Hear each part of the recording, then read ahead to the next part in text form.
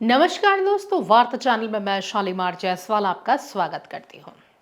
महाराष्ट्र नगर निकाय चुनाव में ऑल इंडिया मजलिस इत्तेहादुल मुस्लिमीन के प्रमुख असदुद्दीन ओवैसी मुस्लिम सियासत के चेहरा बनकर उभरे हैं। राज्य के 29 नगर महापालिका में से 12 शहरों में 126 सीटें एआईएमआईएम ने जीतकर सभी को चौंका दिया है।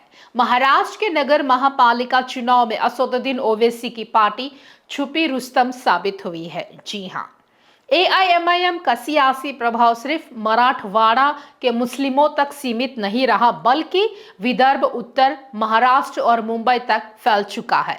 मालेगांव, संभाजीनगर, नांदेड़ जैसे एक दर्जन शहरों ने ओवैसी ने अपनी जीत का परचम लहराया है।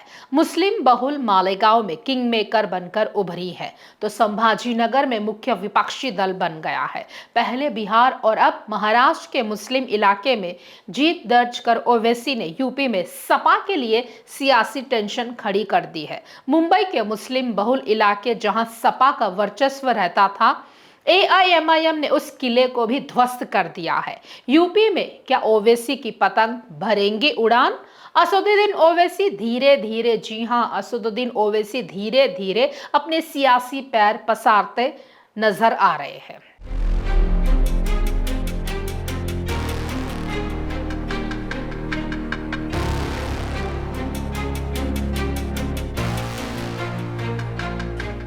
महाराष्ट्र चुनाव में समाजवादी पार्टी ने कुछ सीटों पर जीत दर्ज की, लेकिन कई मुस्लिम बहुल क्षेत्रों में ओवैसी की एआईएमआईएम ने सपा और महाविकास अघाड़ी के वोट बैंक में बड़ी सेंध लगाई है। धुले और मालेगांव जैसे इलाकों में वोट बंटने के कारण सपा को भारी नुकसान उठाना पड़ा।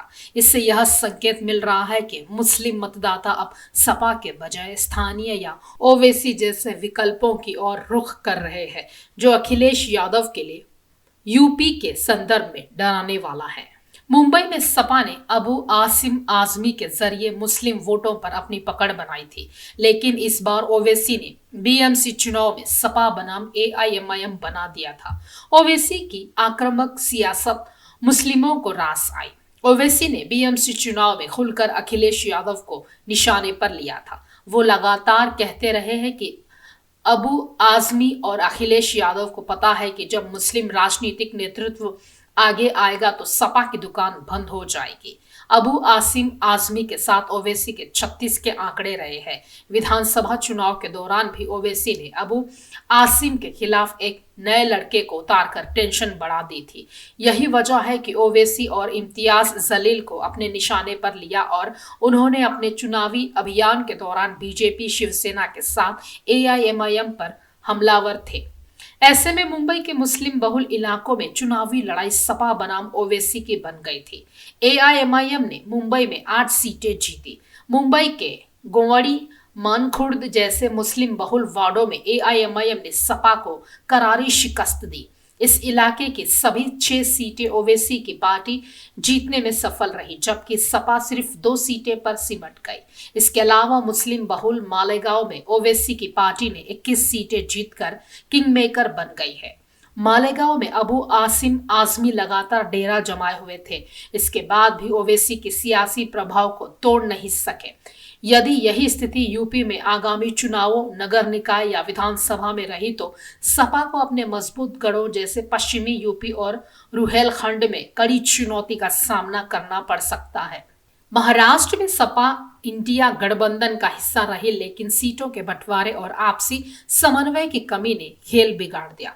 राजनीतिक विश्लेषकों का मानना है कि अखिलेश यादव अब यूपी में कांग्रेस और अन्य सहयोगियों के साथ सीटों के तालमेल को लेकर और अधिक सतर्क होंगे। महाराष्ट्र की हार ने यह सबक दिया है कि केवल गठबंधन काफी नहीं है, बल्कि ओवैसी जैसे वोट कटवा कारकों से निपटने के लिए एक ठोस जमीनी रणनीति की जरूरत है।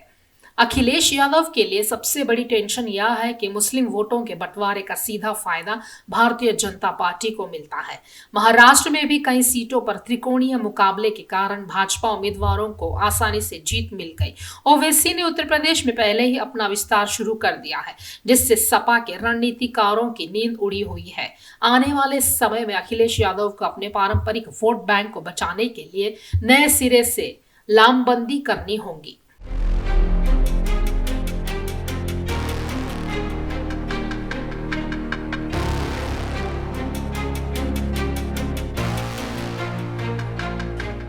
खास खबरों के लिए देखते रहिए वार्ता चैनल।